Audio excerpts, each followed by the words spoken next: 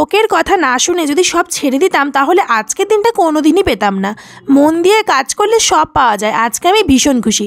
তোমরা অনেকেই আমাকে কমেন্ট করে বলতে, তাছাড়া আশেপাশের মানুষও বলতো যে ভিডিও করিস না, কিন্তু তাদের কথা শুনলে আজকে কিন্তু আমি আমার একটা একটা করে শখ পূরণ করতে পারতাম না।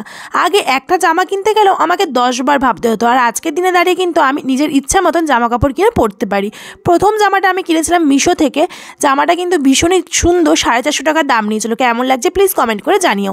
আর এই কুর্তিটা কিন্তু আমি কিনেছি কাঁচরাপাড়া বিবেকানন্দ মার্কেট থেকে। এটার দাম নিয়েছে মাত্র 430 টাকা। তোমাদের কেমন লাগলো প্লিজ কমেন্ট করে জানিও। কিন্তু আমার একটু লুজ হয়েছিল এই আর কি। এটাকে বলা হয় নায়রা কাট কুর্তি।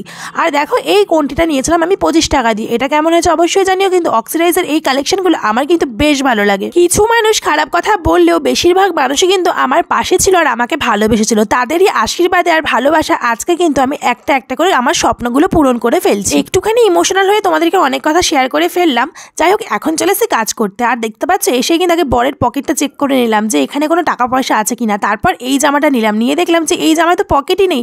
এক কানা করি কিন্তু ওর থেকে পেলাম না। ভীষণ রাগ হচ্ছিল, ওই জন্য কিন্তু ওকে মনে করে ভীষণ ভালো করে থুবিয়ে এগুলো ধুয়ে নিচ্ছিলাম।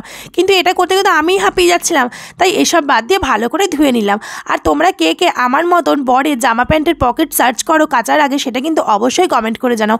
আমার তো এক এক সময় এমন হয় যে টাকা শুধু জামা কেচে দিয়ে আর ভাঁজ করার সময় সে টাকাটা আমি কিন্তু আবার পেয়ে যাই। এত কাছাকাছি করে তো আমি প্রচণ্ডই হাঁপিয়ে গেছি। এখন চলে গেলাম রান্নাঘরে। আজকে মঙ্গলবার, তাই আজকে নিরামিষ রান্না করা হবে। চলো কি কি রান্না করছি তোমাদেরকে একবার বলে দিই। মটর ডাল আর ছোলার ডাল মিশিয়ে কিন্তু আজকে আমি ডাল রান্না করব। প্রথমেই দেখো 5 ফোড়ন দিলাম, আর এখন কিন্তু একটা আদার টুকরো ভালো করে ঘষে এর মধ্যে দিয়ে দেবো। তারপর ভাবলাম শীতকালে তো প্রচুর শিম পাওয়া যায়, একটু শিমও এর মধ্যে দিয়ে দিই। আর বাড়িতে তো সবসময় শিম ভর্তিই থাকে, শেষই হতে চায় না, তাই শিমটাও দিয়ে দিলাম। এতে করে কিন্তু আমাদের সবজিটাও খাওয়া হয়ে যাবে। আর দেখতে পাচ্ছ আমি কত ঢং করছি, তোমাদের দাদা কিন্তু ক্যামেরাটা করে দিচ্ছিল। আর আমি ছোলার ডাল আর মটর ডাল একসঙ্গে কিন্তু প্রেশার কুকারে সিদ্ধ করে রেখেছিলাম, সেটাই কিন্তু এখন দিয়ে দিলাম। আর এরকম টাইপের ডাল খেতে কিন্তু ভীষণই ভালো লাগে। আর শীতকালে গরম গরম ডালের সঙ্গে ভাত আলু ভাজা খেতে কিন্তু বেশ ভালো লাগে। বাবা আর মা কিন্তু আগেই খাওয়া দাওয়া করেছিল। আসলে আমাদের ভিডিও এডিটের কাজের জন্য একটু দেরি হয়ে গেছিলো, ওই জন্য আমরা দুজন কিন্তু পরে একসঙ্গে বসে খাওয়া দাওয়া করলাম।